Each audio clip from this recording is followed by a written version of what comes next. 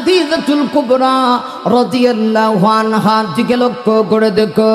আরে মুমিন, আম্মা জান খাদিজা আমার নবীজির প্রথম স্ত্রী ছিলেন।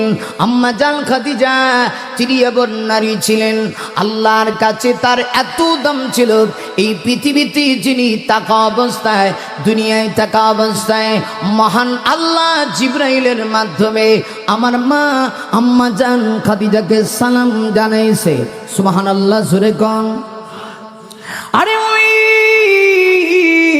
আমার মা আম্মা জান খাদিজাকে মহান আল্লাহর পক্ষ থেকে সালাম জানানো হয়েছে। আর হইতে পারে, কিন্তু আমার মা আল্লাহ নবী ছিলেন, তার স্বামী রাহমাতুল লিল আলামিন কি স্বামী হিসেবে পেয়ে তিনি এত বেশি আনন্দিত হয়েছিলেন। আমার মা আম্মা জান খাদিজার অবদান এই পৃথিবীর কেউ বলতে পারবে না। ইসলামের জন্য আমার মায়ের অবদান সবচেয়ে বেশি। আমার নবীজির বিপদের দিনের সঙ্গী ছিলেন আম্মা জান খাদিজা। এই জন্য আম্মা জান খাদিজাকে আমার নবীজি এত বেশি ভালোবাসতেন, এত বেশি মহব্বত করতেন। খাদিজা দুনিয়া থেকে যাওয়ার পরেও আমার নবীজি আম্মা জান খাদিজাকে ভুলেন নাই। অন্যান্য স্ত্রীরা মাঝে মধ্যেই বলতেন, এত বৃদ্ধ একজন বয়স্কা মহিলাকে আপনি প্রথম বিবাহ করেছিলেন, সেই খাদিজার কথা আপনি আজও পর্যন্ত স্মরণ রাখেন। আমার নবী তখন অন্যান্য স্ত্রীদের কি ডেকে বলতেন, ও আমার স্ত্রীরা শোনো, তোমরা সবাই আমার সুখের দিনের সাথী, খাদিজা হলো আমার দুঃখের দিনের সাথী। খাদিজা আমাকে এত মহব্বত করত, খাদিজা আমাকে এত ভালোবাসত। আম্মা জান খাদিজা যখন ইন্তেকাল করবে, আমার নবী তাকে দেখে আমার মা আম্মা জান যেন বিছানা থেকে উঠতে পারে না। আমার মা দুর্বল হয়ে পড়ছে, আমার মায়ের গায়ে প্রচন্ড জ্বর। আবার নবীজি বলেন, খাদিজা তোমার কি হয়েছে? হযরত খাদিজা ডাক দেয়া কয়, স্বামী গো, আমার মন বলতেছি বেশি দিন আর আমি দুনিয়াতে বাঁচবো না। আল্লাহু আকবার বলেন। আরে আমার মা আম্মা জান খাদিজাতুল কুবরা রাদিয়াল্লাহু আনহা ইন্তেকালের আগে আমার মা এমন অবস্থা হয়েছে, আম্মা জান খাদিজা বিছানা থেকে উঠতে পারেন না। নবীজি ডাক দিয়ে বলেন, খাদিজা তোমার কি হয়েছে? খাদিজাতুল কুবরা ডাক দিয়ে বলতেছে, স্বামী গো, আগো স্বামী, আমার মন বলতেছে আমি আর বেশি দিন দুনিয়াতে বাঁচবো না। স্বামী গো, আমি যদি চলে যাই আপনি কি আমাকে ভুলে যাবেন? নবীজি বলেন, খাদিজা তোমাকে আমি বলতে পারি না। আমার নবীজি তাকায় দেখি আমার মা আম্মা জান খাদিজার চোখ দিয়ে অনবরত টপ টপ করে ঝর ঝর করে পানি পড়তেছে। আমার নবীজি ডাক দিয়ে বলেন, খাদিজা এইভাবে তুমি কেন কান্না করো? আমার মা আম্মা জান খাদিজা তখন ডাক দেয়া কয়, প্রাণের স্বামী গো, আমি দুইটা কারণে কান্না করি। একটা কারণ হলো আমি আপনার জন্য কান্না করি, দুই নাম্বার কারণ আমি আমার নিজের জন্য কান্না করি। নবীজি ডাক দিয়া বললেন, খাদিজা তুমি আমার জন্য কেন কান্না করো? আম্মা জান খাদিজা ডাক দিয়া কয়, নবী গো, এতদিন আপনি ইমানের দাওয়াত দিয়েছেন, আপনার মা নাই, আপনার বাবা নাই। আপনি ইমানের দাওয়াত দিয়েছেন, গোটা মক্কার সবগুলি বেঈমান কাফের আপনার বিরোধিতা করত, আপনার পাশে তাকার মতো কেউ ছিল না। নবী গো, ও নবী, আমি খাদিজা আপনার সঙ্গী ছিলাম, আপনার পাশে ছিলাম। আল্লাহু আকবার বলেন। আবু তালেব, হযরত খাদিজা এসে কিন্তু আবু তালেবের কাছে বিবাহের জন্য প্রস্তাব দিয়েছিল। আমার নবী নারী লোভী ছিলেন না। না, ইসলাম বিদ্বেষী কিছু বেঈমান আছে, ওরা বলে আমার নবী নাকি নারী লোভী ছিলেন। এই কারণে আম্মা জান আয়েশার বয়স কম, নবীজি তাকে বিবাহ করেছে। অপরদিকে খাদিজার বয়স বেশি, নবীজি তাকেও বিবাহ করেছে। নারী লোভী নাকি আমার নবী নাকি সম্পদের নবী, এই জন্য একজন বয়স্কা মহিলাকে বিবাহ করেছে। আর যৌবনের চাহিদা পূর্ণ করার জন্য আম্মা জান আয়েশাকে বিবাহ করেছে। এই কথা যদি কেউ বিশ্বাস করে, আল্লাহর কসম করে বলি সে বেঈমান হয়ে গেছে, ঈমান নাই, ঠিক কিনা? হ্যাঁ খাদিজা, তো নবী এইভাবে কেন কান্না করো? তোমার কান্না আমার অন্তরের ভিতরে ভীষণ আঘাত করে রে খাদিজা। আম্মা জান খাদিজা জবাব দিয়া কয়, ইয়া রাসূলুল্লাহ, আমি দুইটা কারণে কান্না করি। এক নাম্বার কারণ আমি আপনার জন্য কান্না করি, দুই নাম্বার কারণ আমি আমার নিজের জন্য কান্না করি। নবী গো, এই দুই কারণে আমি কান্না করতে আছি। নবীজি ডাক দিয়ে বলেন, খাদিজা, আমার জন্য তুমি কেন কান্না করো? আম্মা জান খাদিজা ডাক দিয়া কয়, ইয়া রাসূলুল্লাহ, ইয়া হাবিবাল্লাহ, ও নবীজি, আমার ভয় হয় আমি যখন দুনিয়া থেকে চলে যাব, না জানি বেঈমান কাফেররা আপনার গায়ে কোনো আঘাত করে ফেলে কিনা। এতদিন আপনার কেউ ছিল না, তবে আমি আপনার পাশে ছিলাম। এখন যখন আমি দুনিয়া থেকে বিদায় নিয়ে যাব, আপনার পাশে কে থাকবে? এই জন্য আমি কান্না করি। তখন দেখা গেল নবীজির কলিজার টুকরা ছোট্ট মেয়ে হযরত ফাতেমা রাদিয়াল্লাহু আনহা। আরে মুমিন শোনো, হযরত ফাতেমা রাদিয়াল্লাহু আনহা ডাক দিয়ে বলতেছি, ওগো আম্মা জান, আপনি কান্না করবেন না, আপনি টেনশন করবেন না।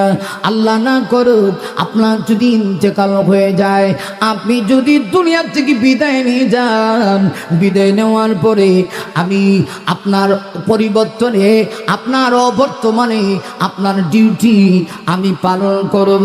আমি আমার বাবার পিছন ছাড়ব না, আপনি টেনশন করবেন না। আম্মা জান খাদিজা চোখের পানি ছেড়ে দিয়া কয়, মা গো, তাহলে আমি আজকে মন থেকে একটু শান্তি পাইলাম।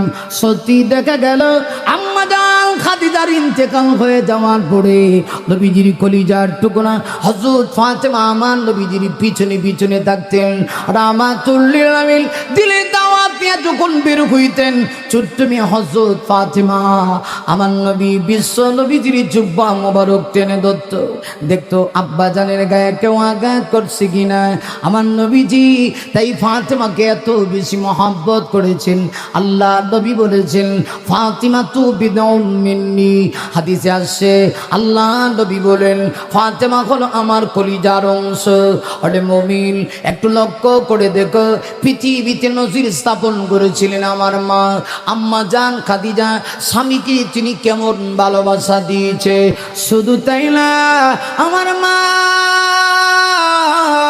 আম্মা জান খাদিজা ডাক দিয়া কয়, নবী গো, দুই নাম্বার কারণ আমি আমার নিজের জন্য কান্না করি। রাসূল ডাক দিয়ে বলেন, খাদিজা, তুমি তোমার নিজের জন্য কেন কান্না করো? আম্মা জান খাদিজা ডাক দিয়া কয়, নবী গো, আমার কি সম্বল আছে?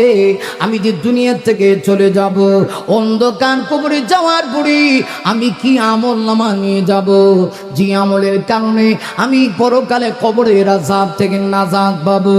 আমার নবী খাদিজাতুল কুবরা কি ডাক দিয়া বলেন, খাদিজা, টেনশন করো না, দুনিয়া থেকে তুমি একেবারে খালি হাতে যাচ্ছ না। খাদিজা, তোমার সম্মান কত জানুনি? এমন মহিলা তুমি, তোমার নেক আমলের কারণে আল্লাহ আমার প্রতি তোমার ভালোবাসা মহব্বত থাকার কারণে স্বামীকে এমন ভাবে তুমি খুশি করেছো। তুমি এমন একজন মহিলা, যে মহিলাকে আল্লাহ দুনিয়াতেই ডাইরেক্ট জিবরাইলের মাধ্যমে আমার আল্লাহ সালাম জানাইছে। খাদিজা, টেনশন করো না।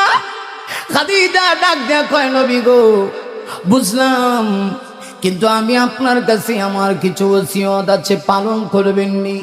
নবী ডাক দিয়া বলে, খাদিজা, অবশ্যই অবশ্যই 100 তোমার ওসিয়তগুলি আমি পালন করব। ইয়া রাসূলুল্লাহ, আমার ইন্তেকালের পরে আপনি পারবেননি গো, আপনি নিজে আমার জানাজাটা দিতে?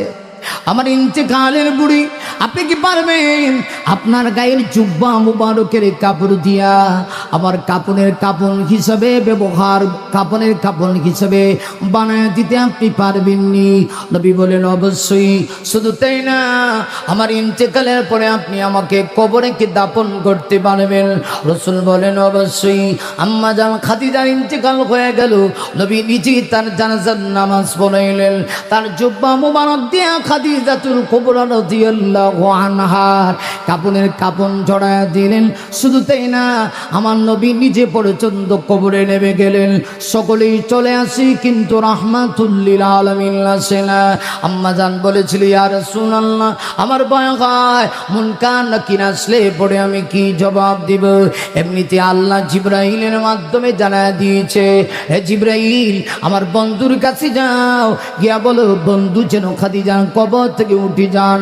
না, আমার বন্ধু টেনশন করতে হবে না, খাদিজাতুল কুবরার প্রশ্নের জবাব আমি আল্লাহ স্বয়ং ডাইরেক্ট দিতে প্রস্তুত রয়েছি। আমার ভাইরা, তাহলে বোঝা গেল একজন নারীও যদি নেককারিনী হয়, স্বামী ভক্ত হয়, আল্লাহ বলা হয়, অনেক ক্ষেত্রে পুরুষের চাইতে তার দাম বাড়ে।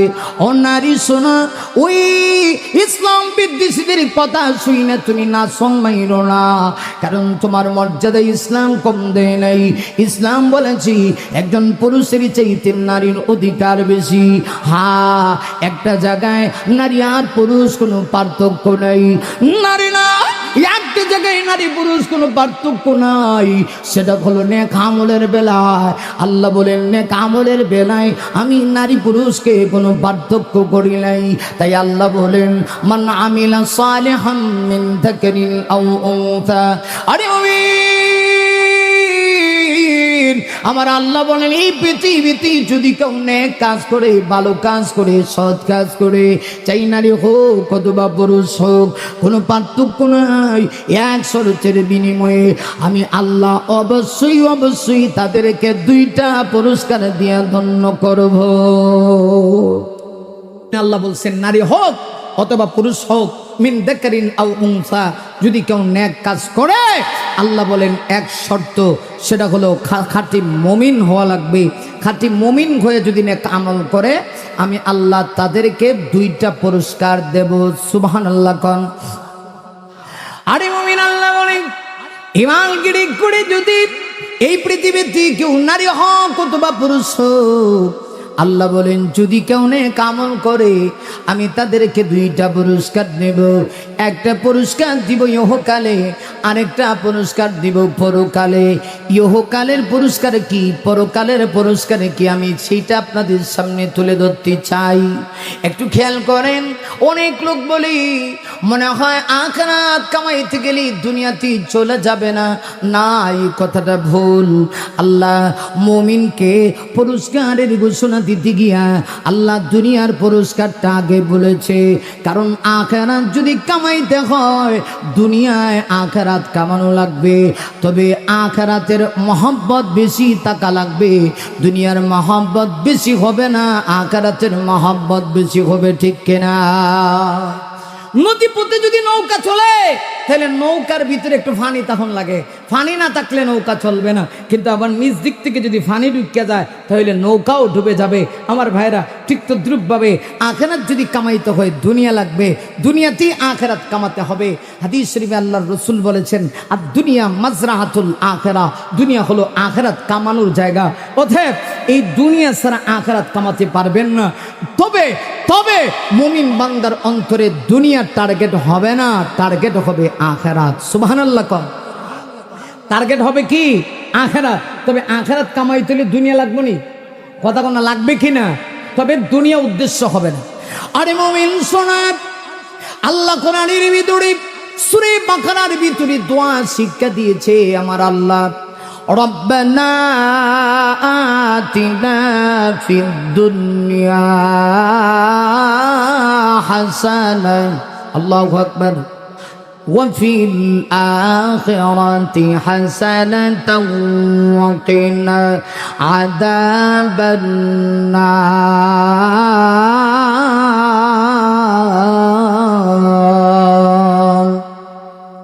আরে মুমিন, আমার আল্লাহ বলেন তোমরা আমার কাছে দোয়া করো, ও প্রভু, রব্বানা, ও আমাদের প্রতিপালক, আতিনা ফিদ দুনিয়া হাসানা, আপনি আমাদেরকে দুনিয়ার হাসানা দেন, ওয়া ফিল আখিরাতি হাসানা, আখিরাতের হাসানা দেন। দুনিয়ার কল্যাণ দেন, আখিরাতের কল্যাণ দেন। আগে কিন্তু আখিরাতের কথা আল্লাহ বলেন নাই। আল্লাহ চাইলে বলতে পারতেন রব্বানা আতিনা ফিল আখিরাতি হাসানা। না, আল্লাহর সিস্টেম হলো আল্লাহ দুনিয়ার হাসানার কথা আগে বলেছেন, পরকালের হাসানার কথা পরে বলেছেন। এতে বোঝা যায় আখিরাত যদি কামাইতে হয় রে মুমিন, দুনিয়া ছাড়া কামানো যাবে না। তবে দুনিয়া মুখ্য উদ্দেশ্য হবে না, আখিরাত হবে মুখ্য উদ্দেশ্য। সাপোজ মনে করেন আপনার বাড়িতে যখন ঘর বানাইবেন, ঘর বানাইতে গেলে জানালা দেওয়া লাগে কি লাগে না? এখন যদি জানালা দিতে গিয়ে নিয়ত করেন জানালা দিলাম, জানালা দিয়া মসজিদের আজানের ধ্বনি আসবে, তাহলে আজানের ধ্বনিও ঢুকবে, জানালা দিয়া বাতাসও ঢুকবে। এই নিয়ত করে যদি গোড়ের জানালা বানান, তাহলে বাতাস ঢুকবে তো আপনার ঘরে কদমে কদমে সওয়াব ঢুকবে। মুমিনরা তুমি যদি আখিরাত টার্গেট করো, দুনিয়াতে চলো, যতটুকু প্রয়োজন হয় ততটুকু তো তুমি লাগাবা, তবে তোমার উদ্দেশ্য হবে আখিরাত, দুনিয়া তোমার টার্গেট হবে না। তাই আল্লাহ বলেন এই পৃথিবীতে যদি কেউ নেক কাজ করে, চাই নারী হোক চাই পুরুষ হোক, একটা শরতের বিনিময়ে আমি আল্লাহ দুইটা পুরস্কার দেব। আগে পুরস্কারের কথা বলেছেন দুনিয়ার পুরস্কার। আরে মুমিন শোনা, দুনিয়ার পুরস্কারটা কি আমার আল্লাহ বলেন ফালানুহিয়ান্নাহু হায়াতান তাইয়্যিবা। আল্লাহ বলে মুমিন রে, তুমি যদি নেক কাজ করো ইমানের সহিত, আমি আল্লাহ তোমাকে দুনিয়াতে পুরস্কার দিব। পুরস্কারটার নাম হলো হায়াতান তাইয়্যিবা। অবশ্যই অবশ্যই আমি আল্লাহ তোমাকে হায়াতি তৈয়্যিবা দিব। হায়াতি তৈয়্যিবা মানে হলো পবিত্র জীবন, আমি আল্লাহ তোমাকে দিব। আমরা সবাই সুন্দর জীবন চাই, সুন্দর লাইফ চাই, কিন্তু সুন্দর জীবন যিনি দিবেন আমরা তার কাছে চাই না। আমি জানতে চাই আপনার আমার জীবনে যিনি আপনার আমার জীবনে সফলতা দিবেন, আপনার আমার জীবন যিনি সফল কাম করবেন, তিনি কে? আওয়াজ করি শাহাদাত আঙ্গুলি উঠায় বলেন তিনি কে? না রে মুমিন, শুধু তা না, একটু খেয়াল করে দেখো পবিত্র কোরআন শরীফের সূরা মুলকের 2 নম্বর আয়াতটা একটু খেয়াল করে দেখো। তোমার আমার লাইফটাই তো তিনি দিয়েছেন। আল্লাহ বলেন আল্লাযী খালাকাল মাউতা ওয়াল হায়াতা লিয়াবলুয়াকুম আইয়ুকুম আহসানু আমালা।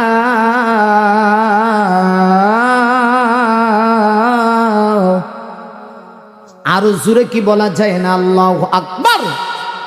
আরো জোরে বলা যায় না আল্লাহু আকবার?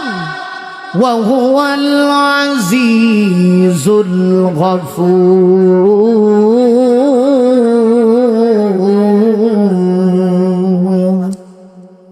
আরে মুমিন জ্ঞান করো, যে আল্লাহ তোমাকে আমাকে মরণ জীবন দিয়েছে, মরণ জীবনের মালিক তুমি আমি না, যিনি মরণ জীবনের মালিক সে আল্লাহ বলেন দুনিয়ার মানুষরে ইমানকে ঠিক করে যদি নেক আমল করতে পারো, দুনিয়াতে পুরস্কার দিব পবিত্র জীবন। পবিত্র জীবনের ব্যাখ্যা কি? হায়াতে তৈয়্যিবার ব্যাখ্যা কি? অনেকগুলি ব্যাখ্যা আছে, যেহেতু পরকালের পুরস্কারের কথা বলবো সংক্ষেপে একটা ব্যাখ্যা বলি। পরকালের জীবনের কথা বলার আগে পবিত্র জীবনের একটা ব্যাখ্যা শুনেন। আল্লাহ বলেন পবিত্র জীবন দিব, এর অর্থ হলো তোমার জীবনে রিজিকের তঙ্গি থাকবে না, অভাব থাকবে না। আমি আল্লাহ তোমার রিজিকের অভাব কুদরতি ভাবে সরায় দিব। আরে মুমিন, আপনাদের কাছে জানতে চাই রিজিক যিনি দেন তিনি কে? আরো জোরে, আরো জোরে। রিজিক দেন আল্লাহ। আমি যতই চেষ্টা করি হারাম খায়া রিজিক অন্বেষণ করা, আল্লাহর কসম করে বলি হারাম কামাইতে পারবো, মাগার মুখের ভিতরে হারাম ঢুকবে না, ঠিক কিনা? এমন অনেক লোক আছে হারাম টাকা দিয়া ব্যাংক ভর্তি করে ফেলেছে, মাগার মুখে বাঁধ যায় না, যাও সারা। আরো আসছে কম যাবে কেমনে? হারাম কামাইছো, আল্লাহ কয় হারাম কামায়া তুমি মুখের ভিতরে দিতে পারবা না। আবার এমন লোক আছে হালাল খায়, এত বেশি ইনকাম নাই, কিন্তু মুখের ভিতরে এত রুচি, ভাত রাখিয়া তরকারি আনার আগেই অর্ধেক ভাত শেষ। এমন লোক আছে না? রুচির অভাব নাই। এক বিয়ে হিসাব নাকি বিয়ে হিসাবের বাড়িতে গেছিল, এখন বিয়ের রুচি নাই, ডাক্তার দেখাইবার লেগা বিয়ের বাড়িতে গেছে। এখন বিয়ে হিসাবের বাড়িতে গেছে তো সকালবেলার নাস্তা, স্পেশাল নাস্তা, সকালবেলা রুটি রেখে গেছে, গোস্ত আনবো। বিয়ে হিসাবের রুচি নাই, ডাক্তার দেখাইবার লেগে আইসে, এখন দেখা যায় রুটি রেখে গেছে, গোস্ত আনবো, আইসা দেখে রুটির কারবার শেষ। রুটির কারবার কোন রকম খালি গুস্তুরা লইয়া আইছে, আয়া খালি গোস্ত রাখতে গেছে, দেখে যে তো রুটির কারবার শেষ, বেশাব গোস্ত রাখতে যায় আর রুটি আছে। এইবার যখন রুটি আনবার লেগে গেছে, আয়া দেহে গোস্তের কারবার শেষ, মানে দুইটারে এক জায়গায় করতে পারে না। খাইতে খাইতে বেশি খাইছে না, 33টা রুটি আর আধা কেজি গোস্ত খাইছে। খায়া কয় বিয়ে সাহেব রুচি নাই। আর বিয়েও আমার মতো সালাক, কানের কাছে গিয়া কয় রুচি লই আমার বাড়িতে জিন্দিগি দেয় না। কারণ যেই বেটায় রুচি ছাড়া 33টা রুটি আধা কেজি গোস্ত খায়, রুচি হলে কি পরিমাণ খাইব। এই জন্য এমন অনেক লোক আছে হালাল কামায়, টাকা ইনকাম কম, কিন্তু তার স্পেশাল তরকারি দেওয়ান লাগে না। একটা কাঁচা মরিচ দিবেন আর গরম ভাত দিবেন, দেখবেন রুচি কারে কয় 3 প্লেট ভাত খাই নেব। আল্লাহ কয় কামাবা ঠিক, কিন্তু মুখে যাবে না। নারী মুমিন না, এই জন্যে রিজিকের মালিক দুনিয়ার কেউ না, রিজিকের মালিক একমাত্র আমার আল্লাহ। আল্লাহ কয় ইমানটাকে ঠিক করে নে, আমল করো, দুনিয়াতে আমি পুরস্কার দিব পবিত্র জীবন। পবিত্র জীবন মানে এমন জীবন দিব যে জীবনে রিজিকের কোনো তঙ্গি থাকবে না, অভাব থাকবে না। এই হলো দুনিয়ার পুরস্কার। আর আখিরাতের পুরস্কার কি? আল্লাহ রাব্বুল আলামিন বলেন ওয়ালানাজজিয়ান্নাহুম আজরাহুম বিআহসানি মা কানু ইয়ামালুন।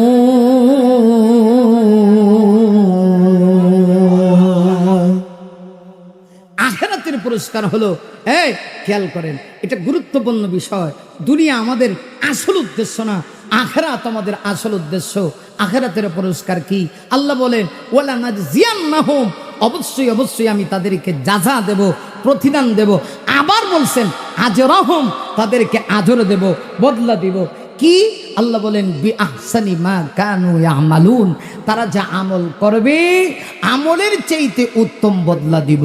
একটু খেয়াল করেন, আপনার আমার আমল আর কি, আমরা মানুষই তো দুর্বল। আমরা মানুষ কি দুর্বল না?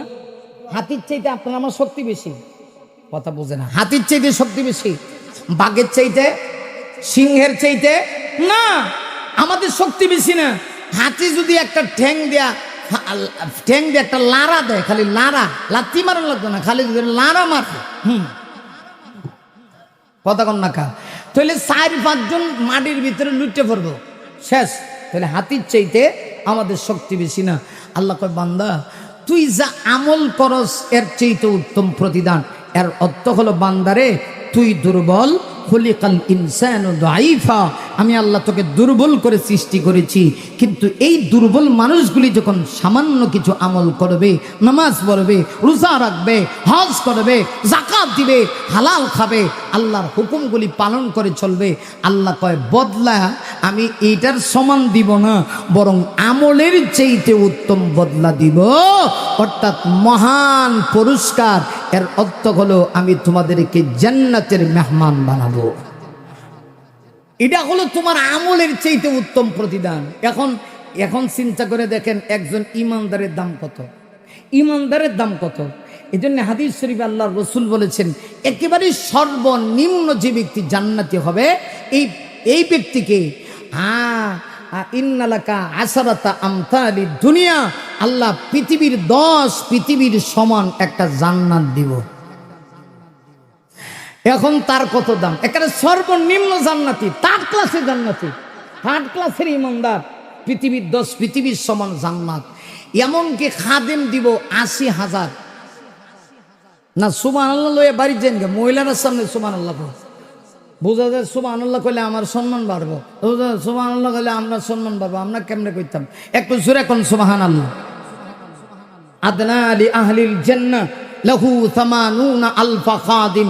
একজন সর্বনিম্ন ইমানদারকে মহান আল্লাহ 80,000 খাদেম খুদ্দাম দিব। 80,000 খাদেম খুদ্দাম। জান্নাতে গেলে বউ পাইবেন একেবারে সর্বনিম্ন 70টা। বুঝছি অন মনে হয় বেগম রেডরে সুবহানাল্লাহ কইছই না, যদি হইনালা আরো জোরে কোন সুবহানাল্লাহ। বউ কটা পাইবেন? আদনা জান্নাতি যদি হন তাও 70টা বউ। এখন মহিলারা কইবে এতক্ষণ তো হুজুরের ওয়াজ খুব ভালো লাগছে, এখন কইছে কি তা? কারণ মহিলারা সব বরদাস্ত করতে পারে, জামাই আর একটা বিয়া করব। কথা কন না কেন, ঠিক কিনা?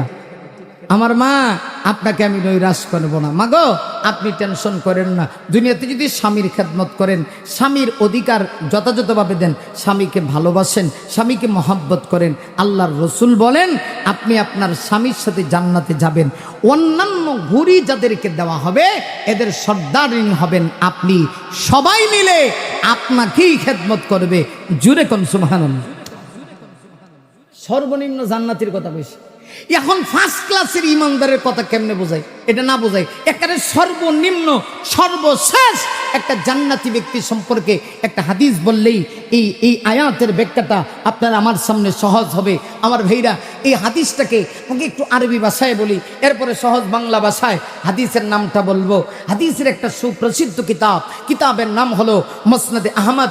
মুসনাদে আহমদ নামক কিতাবের ভিতরে সুপ্রসিদ্ধ কিতাবে এই হাদিসটা আনা হয়েছে। হাদিসটার নাম হলো হাদিতে মুসালসাল বিযহাক। এটা আরবিতে বললাম, একেবারেই যদি সহজ বাংলা ভাষায় বলি তাহলে হাদিসটার নাম হাসির হাদিস। সুবহানাল্লাহ কোন। কিসের হাদিস? হাসি হাসি হাসি হাসি, বুঝেন না? হাসি কান্না। আজকে যুবক যদি এখানে কোরআনের মাহফিল না হইয়া ফাগলুট্টু ডান্স হইতো, হ্যাঁ, তখন বুঝতেন যুবকেরা কি পরিমাণ খুশি হয়। কথা কোন, ঠিক কিনা? অথচ গান যারা গায়, গান যারা শুনে, এরা কি জান্নাতি না জাহান্নামী? আরো জোরে। তাইলে দুনিয়াতে বুঝে শুই না, গান যে শোনো বুঝে শুই না, শুই না। কথা কোন, ঠিক কিনা? আল্লাহ কিন্তু তোমাকে সুযোগ দিছে, চাইলে গানও শুনতে পারো, চাইলে কোরআন হাদিসের কথা শুনতে পারো। এখন তোমার ইচ্ছা, তুমি কোনটা শুনবা। কথা কোন, ঠিক কিনা? আমার ভাইরা, হাসির হাদিস, হাদিসটার নাম হাসির হাদিস কেন? মুহাদ্দিসিনে আযমগণ দুইটা কারণ বর্ণনা করছেন, চমৎকার শোনেন। একটা কারণ হলো সাহাবায়ে কেরাম বলেন যে নবীজি বলছেন সর্বশেষ যে ব্যক্তি জান্নাতি হবে এই ব্যক্তি সম্পর্কে হাদিসটা, এই লোকটা জান্নাতের ভিতরে গিয়ে এমন একটা কথা বলবে যেই কথা শুনে স্বয়ং আল্লাহ হাসবে। হ্যাঁ, আল্লাহ হাসবে। কে হাসবে? আল্লাহ। আল্লাহ ডাইরেক্ট আল্লাহ হাসবেন। এই জন্য হাদিসের নাম হাসির হাদিস। 2 নম্বর, সাহাবীরা বলেন নবীজি যখন হাদিস কেন আমাদের সামনে বর্ণনা করেছেন, আমরা তাকে দেখি নবীজি এতটুকু খুশি হয়েছেন। সাহাবীরা বলেন আমরা তাকায় দেখি নবীজির 24টা দাঁত মোবারক হাসিতে আনন্দে প্রকাশ হয়ে গেছে। সাহাবীরা বলেন নবী যখন এই হাদিসটা বর্ণনা করেন, আমরা দেখি রাসূল এত খুশি হয়েছেন যে আল্লাহ নবীজির 24টা দাঁত মোবারক হাসিতে আনন্দে প্রকাশ হয়ে গেছে। এতে বোঝা যায় নবীজিও হাসতেন, তবে সব সময় এইভাবে না। নবীজির হাসি ছিল মুচকে হাসি, আর আমরা হাসি দেই কাহ কাহ অট্ট হাসি দেয়। এমন জোরে মিস্টার বল্টুমি হাসি দেয় যে উত্তর ভরা হাসি দিলে দক্ষিণ ভরা গিয়ে আওয়াজ হয়। কথা কোন, ঠিক কিনা? হাসিনি রকম এমন হাসা নবীর সুন্নত না। নবীদের সুন্নত হলো মুচকে হাসি দেওয়া। তাইলে নবীজি হাসছেন, তাইলে বোঝা গেল নবীজিও মাঝে মধ্যে সাহাবীদেরকে নিয়ে হাসতেন।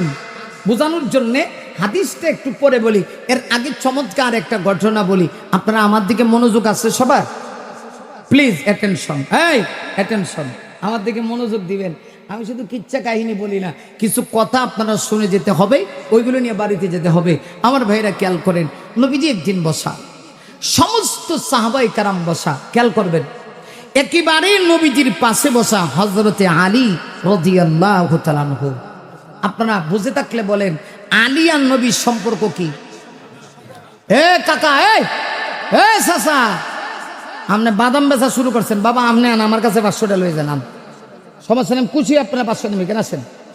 আরে বুঝেন নেই, নাহলে বয়ানের পরে আমার কাছ থেকে 500 টাকা নিয়ে নিন। একটা ওয়াজের দাম কত আপনি জানেননি বাবা? ঠিক আছে, আপনি হালাল রুজি করতেছেন, আমার কাছ থেকে নিয়েন, তবে এখন না, ওয়াজের মঞ্চটাকে নষ্ট করবেন না। একটা ওয়াজের মঞ্চের অনেক দাম, কথা বলেন ঠিক কিনা? আরো জোরে বলেন। 500 টাকা 1000 টাকা ইনকামের জন্য একটা মাহফিল নষ্ট করা যাবে না। আপনি আমার কাছ থেকে 500 টাকা নিয়ে যান, আমি দিল থেকে খুশি হয়ে আপনাকে 500 টাকা দিব, মারহাবা বলি। আমি খুশি হয়ে দিব আল্লাহকে খুশি করার জন্য। তবে আপনি ঠান্ডা হয়ে আমার কথাগুলি শুনেন, খুব খেয়াল করেন। বুঝতে পারছেন?